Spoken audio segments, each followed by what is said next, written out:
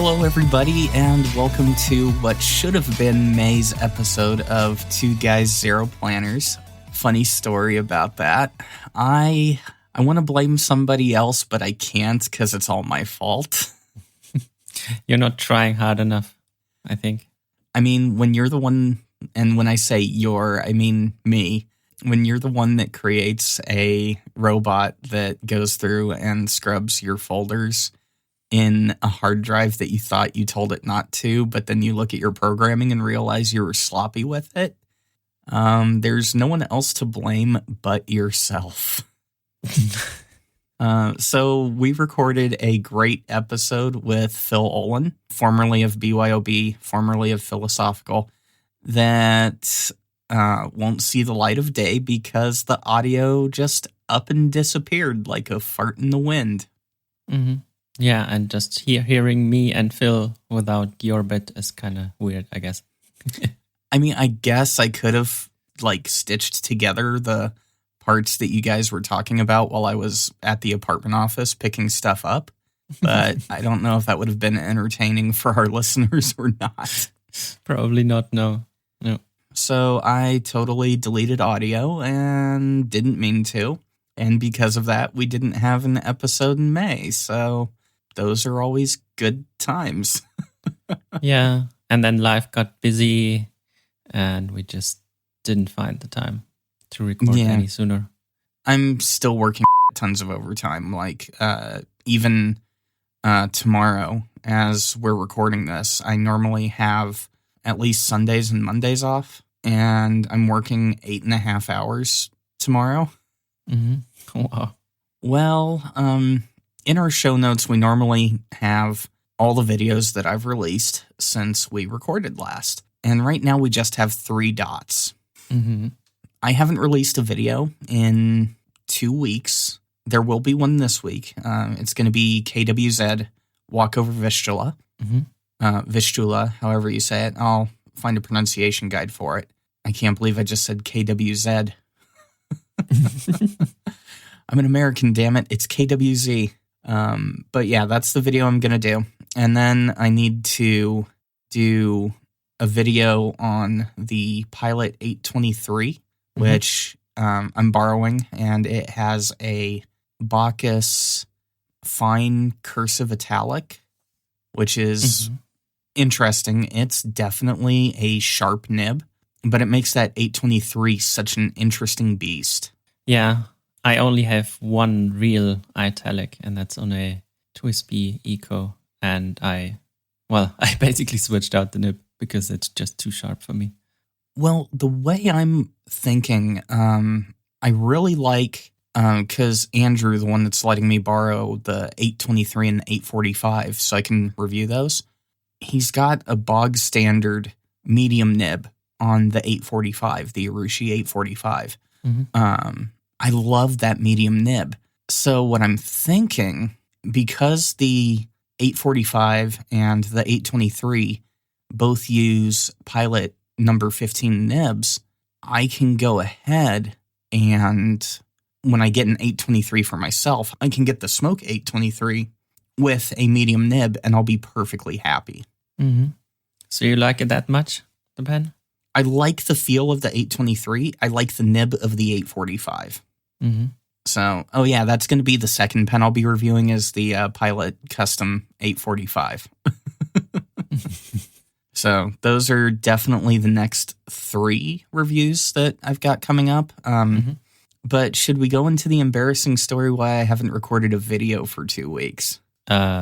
Sure. Embarrassing stories always sound great. So sometimes my job gives me quite a bit of downtime because of the hours that I work. And part of that downtime gave me the chance to practice way too much violin. Oh, yes. I had forgotten you got no violin. That's true. Yes. Unlike an electric bass guitar and unlike a standard drum set, you cannot just pick up a violin and practice for 5, 6, or in my case, 7 hours in one day and expect to not get an interesting injury. I mean, you also wouldn't want to do that with the bass. I used to do that all the time, although there was always like whiskey or Jägermeister involved. Maybe that helped. Okay, so in the hand, in the neck, in the arm, where exactly? Right, you would think it would be like, because of how you have to hold a violin, you would think it would be the left arm and like the part of the neck on the left-hand side where you're actually holding the violin with your chin. Yeah, or the other arm, because it has to be up all the time. I think that's tiring right. too. It wasn't either arm. It was slightly off-center to the right of the central part of my shoulder. Okay. So where the muscles connect in the front of your body, right in front of the neck, where those shoulder muscles connect, I apparently tore the muscle that connects right over the clavicle joint. Interesting. Yeah. So I wasn't able to move my right arm much past 15 degrees of straight down. So if I tried to lift it, I could get 15 degrees away from straight down, and then it would start hurting. Okay. And then I would have to use my left arm to assist my right arm. So that went on for about a week. Yeah, those muscle tears, they always take a really, really long time to heal. That's true.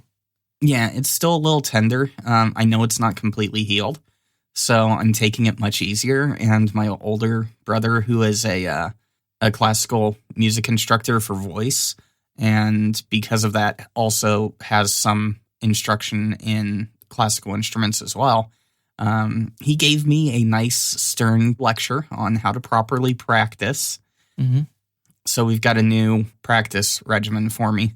It's interesting because I've always played on instruments that had noticeable fret markers and very definitive ways. Like on a bass, if you play it, there's a lot of forgiveness on where your finger can be on the fret, or where you can have the pick, and you'll normally, or fingers, whatever the case may be, and you'll normally get a very consistent tone. Now, I mean, obviously, if you're fingering over the bridge, or picking over the bridge, or picking closer to the neck, or whatever the case, you're going to get a much different tone there. But we're talking on a bass guitar, you're talking about, 7 inches between the two? So that's a huge amount of forgiveness. So moving over to the violin, the reason I was putting so much practice into it is because we're talking about an instrument where literally being off by 1/8 of an inch is enough to completely change what you're doing. And so my OCD nature was like, no, I've got to keep practicing this. I have to get better at it. And then I overdid it. Yeah. The scale is so short that this all makes the difference. Yeah, of course. Yeah, sorry, I had to look up what an eighth of an inch is. You Americans are weird. I guess 1/8 of an inch would be about 6 millimeters? 3, or somewhere between 3 and 4. Oh, wow. Okay, yeah. So that's small of a difference. Sure. Yeah. And it's definitely an interesting world. But yeah, I was trying to get used to that, and I was trying to train my fingers the way I used to on guitar or bass, which was just constant repetition until I could feel the reverberation in the instrument itself and know by that reverberation I was playing it right. Yeah. So because of that, and because I am extremely right-handed, I realized I could not film a video because my camera weighs about 3.5 pounds with everything on it, and the tripods weigh about another 5 or 6 pounds.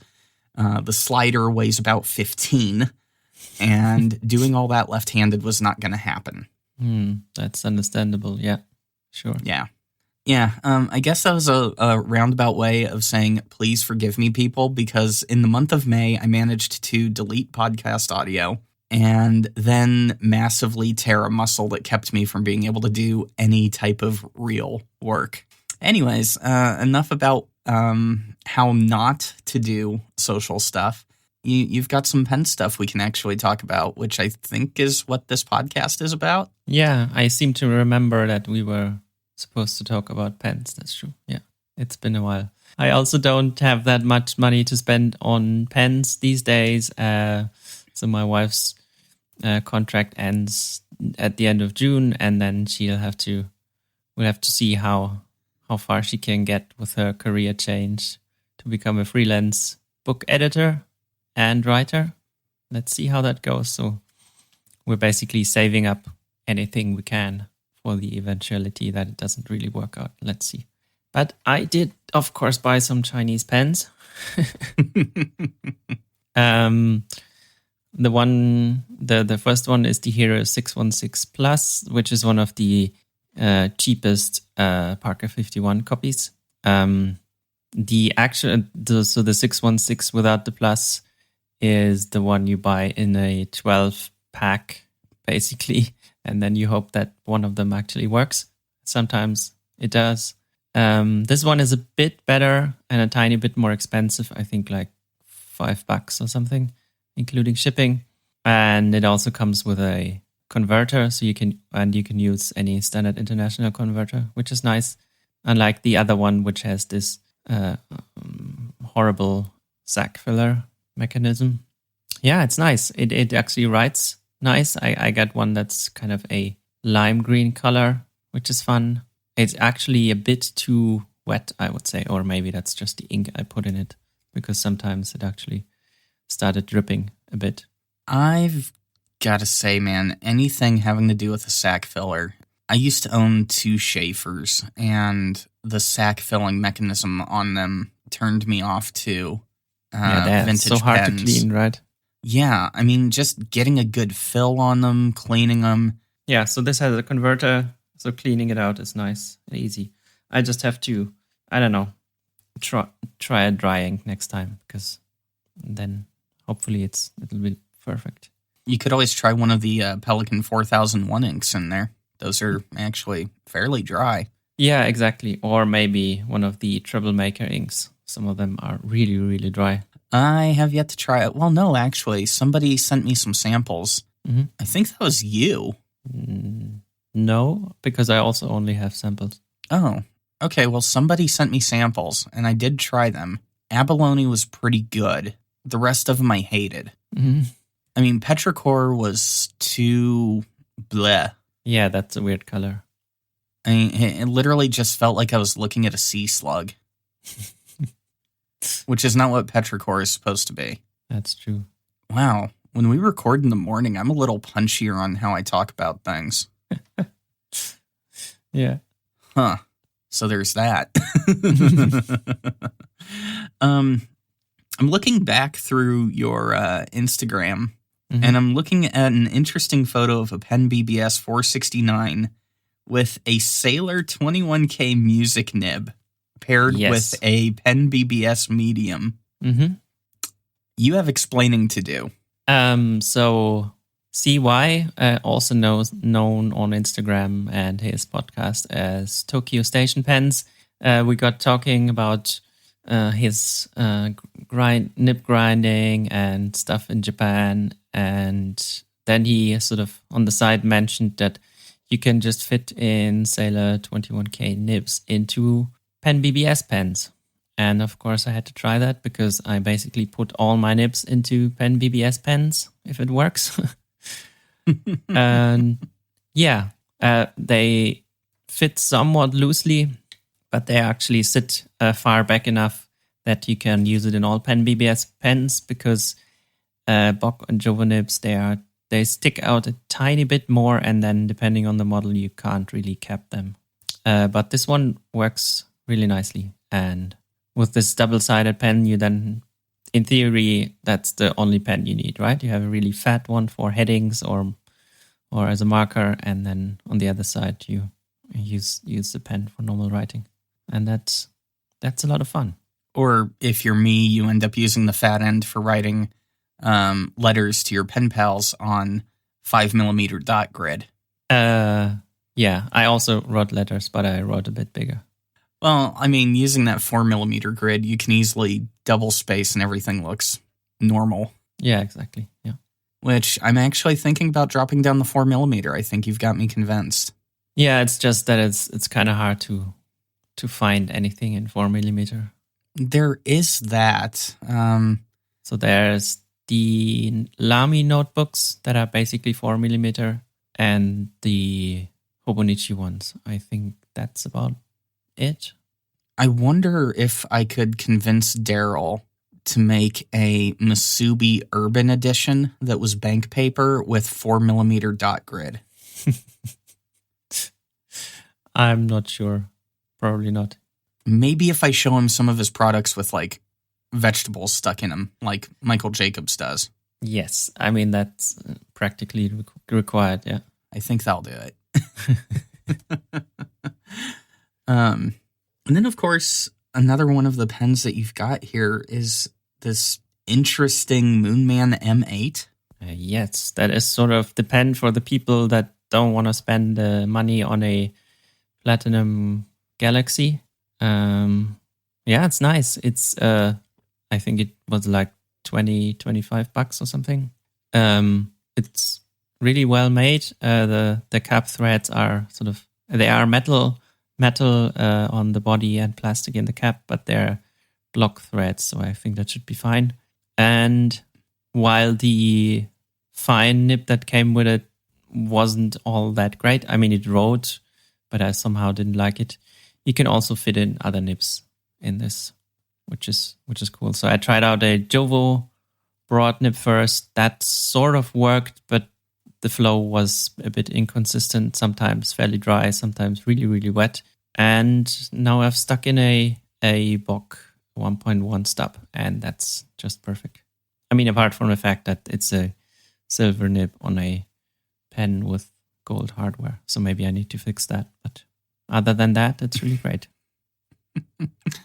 That's almost as bad as that one Pelican I used to have that I called the Pelican M80 Pi, because it had both white gold and yellow gold furniture. So it's it's a mix between a Pelican M800 and a M805. But it was an interesting pen. I think that's what actually got me hooked on Pelicans. So, I mean, back in mid-May, you were telling a Fude fan that we were going to record that Saturday and you would have opinions by then. Well, you've got a lot more time to have fleshed out your opinions. What do you really think of the M8?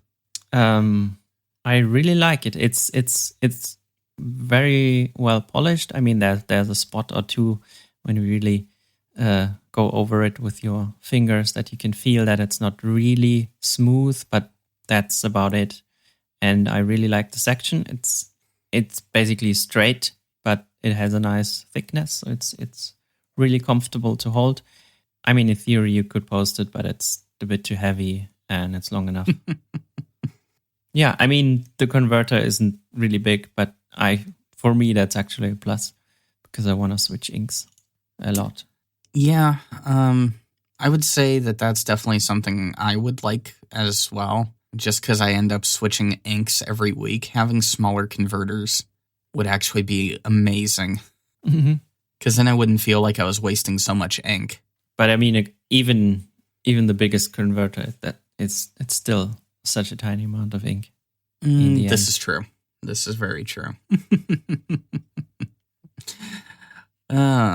Speaking of inks, how are you adjusting to only having 4 inks going at a time? Well, I currently have 5 pens inked. Sacrilegious. That's how that's going. But yeah, so I'm trying to go through around 140 ink samples, and I try to only have a few pens inked so that I can write them dry and then switch to the next ink instead of having, 10 or 20 pens inked and then basically never writing any of them dry. But yeah, that's actually going surprisingly well. I don't know why, but for some reason I don't feel the urge to ink up more pens, and I get to try all the different inks. I'm also trying my older pens that have been in the drawer for months now to see what exactly I do have there. So there are some fun pens that I hadn't used in a while, like in Lamy Vista with an architect grind on it and stuff like that. Yeah. So that's when you don't want to spend the money on buying pens, then you can actually still have a lot of fun and use what you have, which is maybe a better idea anyway. Well, I'm actually close to finishing the current inks that I've got stockpiled. I think after Walkover Vistula, I've only got like 9 more inks left to review. And they're none of them are new. They're all older inks, like a couple KWZ.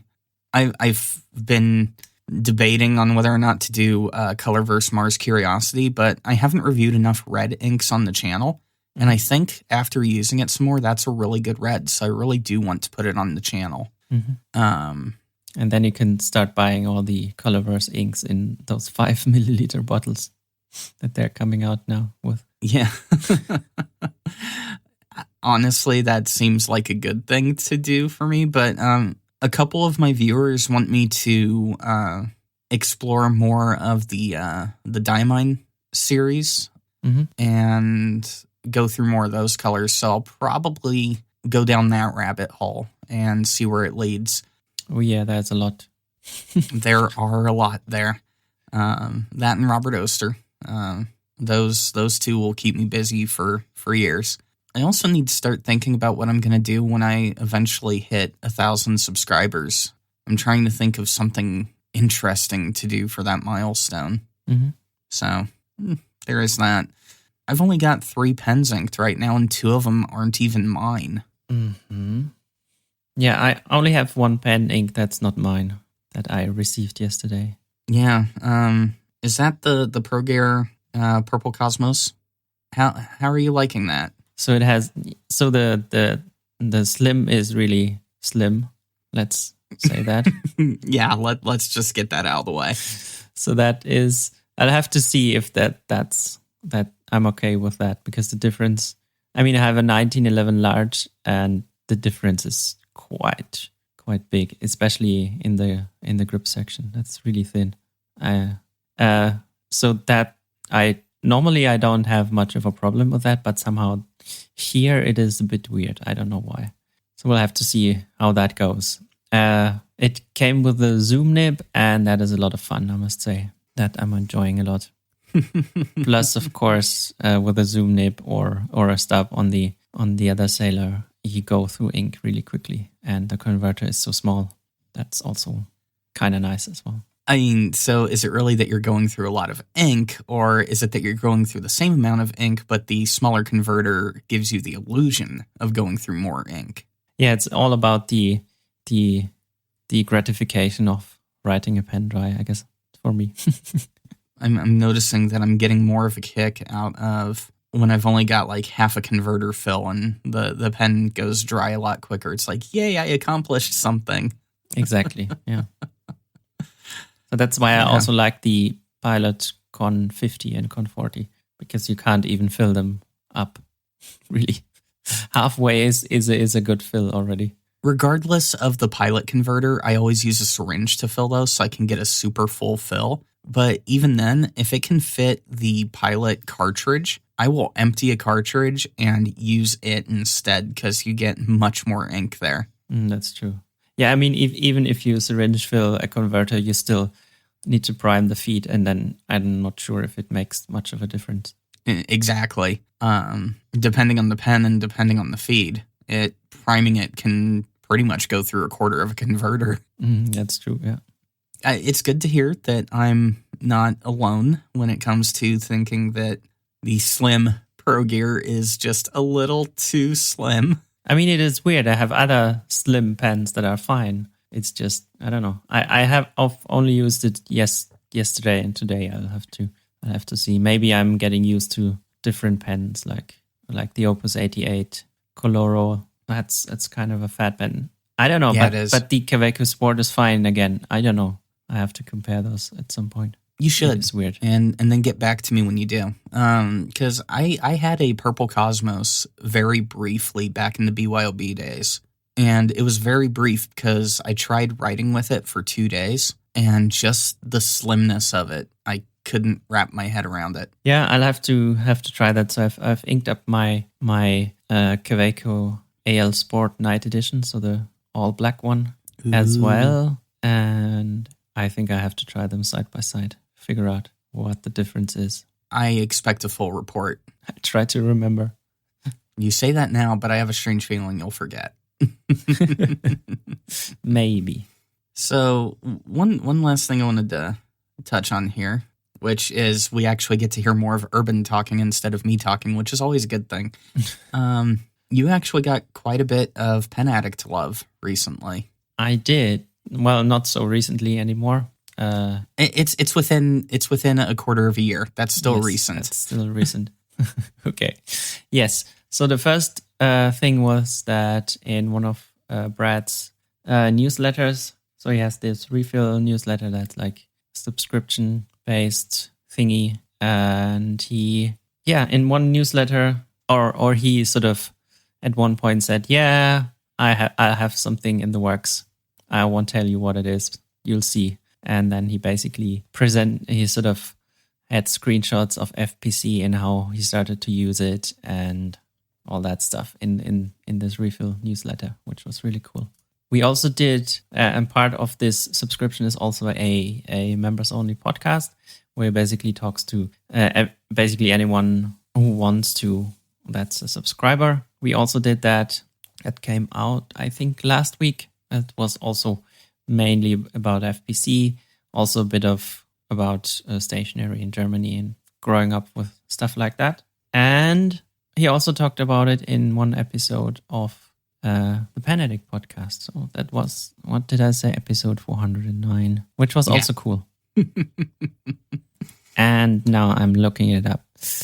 I don't know how much Brad is still using FPC. I can see the last time he logged in is May 17. I don't know. So, was this the first time that you've experienced podcasting, Brad, or you've worked with him before, right? No. I mean, you had him on when I was on holiday at some point. Yeah. But I obviously wasn't there. Yeah. Podcasting Brad is very interesting, Brad. So the version of him that you get, the back channel stuff that happens before and after the live parts, where he's funny AF. He's a great guy all around. That's true. And some of the stuff where I'm yelling at myself later of, you should have been recording that is just, I like working with him. Him, Madison, and Parker are just three really awesome people to podcast with. Mm-hmm. Really good personalities. And I think it would be interesting to lock them in a room with microphones for 8 hours and just see what would happen. Maybe food would also help. Food, yeah, definitely food. Good food. That's what we should do when we can finally start doing pen shows again. Get those three together and toss them in a room with one-way mirrors so we can see them, but they can't see us. Give them food and a table full of pens and just hit record. Yes, that would be interesting. That is true. So the refill podcast that he does is anyone that's a refill member, if they wanted to do it, he'd just bring them on. Mm-hmm, basically. And then he talks to whoever for about half an hour. That's really cool. Yeah. I mean, it is somewhat unpolished, of course. I'm not sure how much editing he does, and many people don't really have a good audio equipment, but it's still fun to hear from people you normally don't get to hear from. Yeah, I mean, I've worked with crappy audio equipment, well, inconsistent audio equipment doing BYOB. I mean, some of the people we had on that show literally only had Apple AirPods to talk to us with. I mean, but that's already one step up from the microphone in the computer, which is really literally the worst. There is that. There is definitely that. But yeah, I mean, that's a good enough reason to become a refill member, just to have the opportunity to have one-on-one chat with Brad where you can just get a very interesting side of him. You get glimpses of it, but when you can get him one-on-one in a podcast setting, you really get a very interesting version of him. That's true.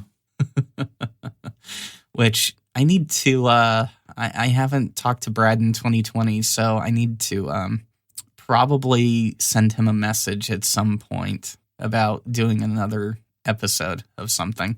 That would be fun, that's true. It is. It really is. I also need to extend the invite to FailBoat and also see if Mike's interested. And Mike with an I, not a Y. The other Mike. Oh, the other Mike. Oh, that's true. Yeah. Always have to differentiate when we're talking about Mike. There's too many mics. Too many mics. It's like my closet. You walk in there and it's just a shelf full of Mike. Yeah. You know, I'm thinking about getting rid of my Pelican M800. Luckily, I don't have any funds for pens at this point. Oh, that one I would have to sell for, like, realistic pricing. Still. Right. Yeah. Having the pens inked that I do, I like both of my Atelier Lusos and I like my Brooks Charleston, so I'm keeping the 3 of those. But when I go to ink up the Pelicans, I really find that I'm reaching for the M600 a lot more than the M800. You know my philosophy. What's the point in keeping a pen around if I'm not going to ink it up? That is true. And with how much more your pens are worth than mine, it actually makes sense to sell them then. Yeah. I've only got 5 pens. I've got the M800, the M600, the Brooks, and both Ateliers. It's weird. I don't have this pen collection thing going on. I used to, but it's just like I'm such a minimalist that the only clutter I want in my life, and I apologize to everyone listening to this that almost threw their phone or whatever they're listening to it on by me putting pens in the same category as clutter. But in my mind, it feels like clutter if it's not being used. And just having, so the way I've got the apartment set up, I've got like my bedroom, my office, where everything is neat, everything has a place. If you are in this room, it's because you have a function. That goes for you dogs. That goes for both of you too. So don't think you're off the hook. And if it is in here, it has to have a function or it does not live here. In the living room, I've got the YouTube desk and I've got my bottles of ink that I'm going to keep. So all the turquoise inks that I like, you know, the inks that made the cut, and the Pelican 4001 inks. Now, I'm not going to use all the Pelican 4001 inks, but they're multicolor. They all have a common theme, and they look really good in the background of a YouTube video. Yeah. And they also help me make sure that I've got everything color graded correctly. Yeah. Yeah, I have kids. That just doesn't work. Yeah, I don't know how to help you there.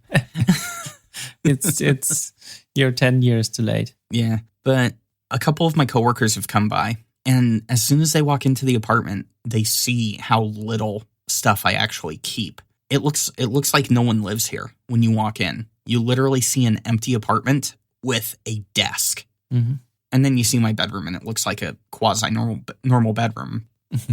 I mean, so that's kind of my thinking with the M800 is it's not getting use. I like the pen. The Stone Garden is a very beautiful pattern.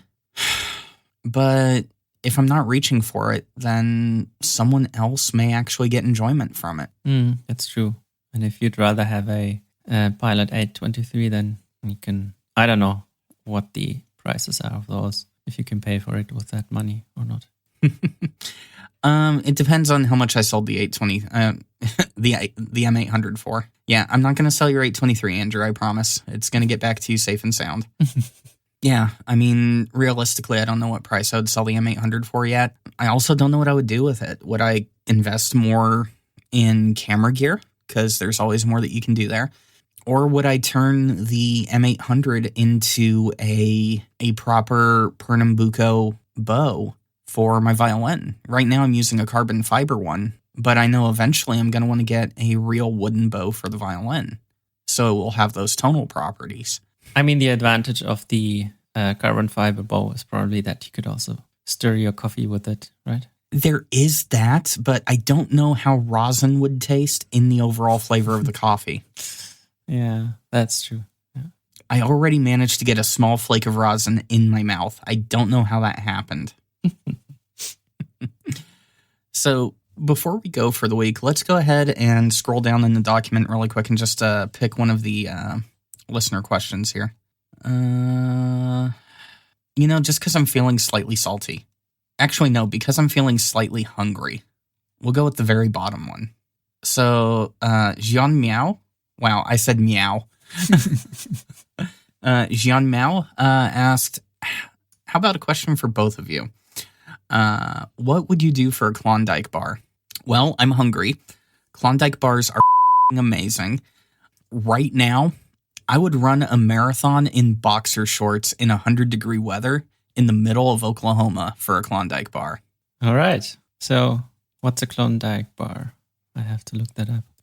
A Klondike bar is heaven on earth. That's all you need to know. Doesn't look that good, I must say. Okay, it's one of those don't judge a book by its cover type situations. The second you actually eat it, it's amazing. I don't know. I'm super picky with anything chocolate and sweet and stuff. I think you would gladly make an exception for a Klondike bar. So for my first Klondike bar, I probably wouldn't do anything. I'd just have you give it to me and eat it to figure out if I like it or not, I guess. So I guess the first thing you would have to do for a Klondike bar is come to America. Let's check Amazon. No, I probably would only have to. I mean, yeah, no, not on Amazon. I'm sure there's. That it would be closer to go to the Netherlands because we have friends there, and I know that there's a shop with all the American, British, and Australian stuff you can buy. Next time I'm there, I'll have to try that. Yeah. Yeah, because I mean, a Klondike bar is pretty much like as American as Twinkies. Mm-hmm. Twinkies, Coca-Cola, Pepsi, yeah, Budweiser. Which I still can't drink Budweiser. Like, if I'm going to drink beer, I have to have real beer. Yeah. I mean, I can drink Budweiser, but only the one you can find here, which is not produced in the US, of course. But the real one from Budweiser, the Budvar. So I'm not sure what I would do for a Klondike bar, but for a really good chocolate, I don't know. I'm too boring to do anything fun, I guess. Well, you also live in the land of real chocolate. Yes, and Switzerland isn't really far. It's like 2 hours. I'm going to be honest. I prefer German chocolate to Swiss chocolate. So my favorite chocolate that you can buy in the supermarket is actually Swedish. Really? Yes, because it's not just chocolate, but they sort of caramelize the sugar that they put into it, which is really okay. Yeah, that nice. Sounds like it would be good. But yeah, if you then, the next step is to have some real chocolate that you wouldn't buy in the supermarket, and that's something else entirely.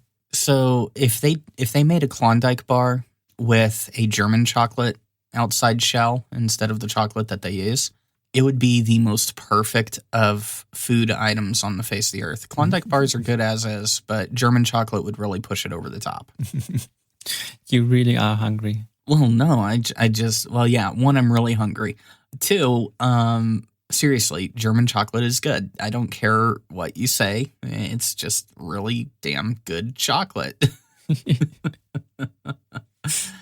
When in Germany, skip Oktoberfest completely. Just go straight to where you can get some legitimate German chocolate. None of that imported crap. And get yourself some real chocolate. Skip the beer, go for the chocolate. And then go back for the beer. And then to go back. Yeah, I was going to say the beer is pretty good as well. Yeah. I will neither confirm nor deny that my only experience with actual German beer in Germany may or may not have occurred when I was 5 years old. Those were good years as a kid. I would not recommend it, but they were good years. Well, I think that's going to do it for this episode. As always, it's been a good episode. Yes, and I have no clue how to end it. Yes, and let's not make it another two months until the next episode, I guess. Well, that was actually something I wanted to talk about because I've gotten some feedback from some other people as well. They liked it when we did episodes more often, but part of that was it's kind of hard for Urban and I to go for an hour every week when there's not that much going on in our lives stationary-wise. And we really don't have as many connections built at the moment for getting product. So we've always got like product to talk about or the ability to get our hands on stuff. Mm-hmm.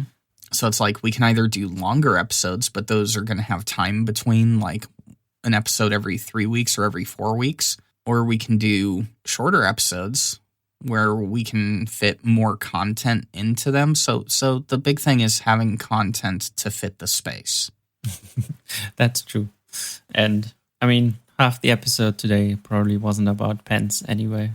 So no, a good 15, 20 minutes of it was talking about how I'm an idiot. As it should be. Ouch. But yeah, I mean, we can have a trade-off here. If people want to have more episodes of Two Guys, Zero Planners, we can either do shorter episodes more often, but if you want longer episodes, then they're going to be spaced out. And it really comes down to having the content to fit the time frame. So if you have an opinion on that, which you would prefer, more episodes or fewer episodes with longer run times, either comment those on our Instagram for the post on this podcast episode that's going to be up, or send us an email to 2g0p@gmail.com. Also, that's where you can send listener questions for us to tackle. Yes, that also helps with having content. Yeah, it really does. Because sometimes that gets us thinking about things that we normally wouldn't think about. That's true. And if you want to support us, you can go to Patreon and become a patron. Link should be in the show notes. Where you'll get to hear me say things like without it being censored. Sounds good. You can hear everything I can hear. Yeah. Other than that, Urban, it has been a pleasure as always. Yes, it's been too long. Yeah, well, it has. And I take full responsibility for that. Next episode, we are going to have Phil Olin on the show. We just have to schedule around his hectic life, and we may do the guest thing more often. I mean, if we do shorter episodes, they'll definitely be more often. But yeah, well, we'll see how it goes. Mm-hmm. Anything else you want to toss in there, Urban? No, not really. You can also write us letters. My address is in the show notes as well. I'm not sure if Yvgenii wants letters or not. I don't know. I'll take the letters, but send an email first. If you go through the step of getting an email, then I'll give you my address. Sounds good. Or if you become a patron, then yes, that happens too. So there is that. Speaking of which, I need to write a letter to both of my patrons at the moment. Yeah, yours actually came in. I finally checked my mail. Okay. Yeah. I probably wrote you a letter. Yeah. Oh, yeah, you did. It's sitting right there. I can see it. Good. All right. Well, that is it for this episode. Thank you for listening. And thank you for supporting the show in every way that you guys do, from Instagram to Patreon and every way in between. Talk to you later. Bye-bye.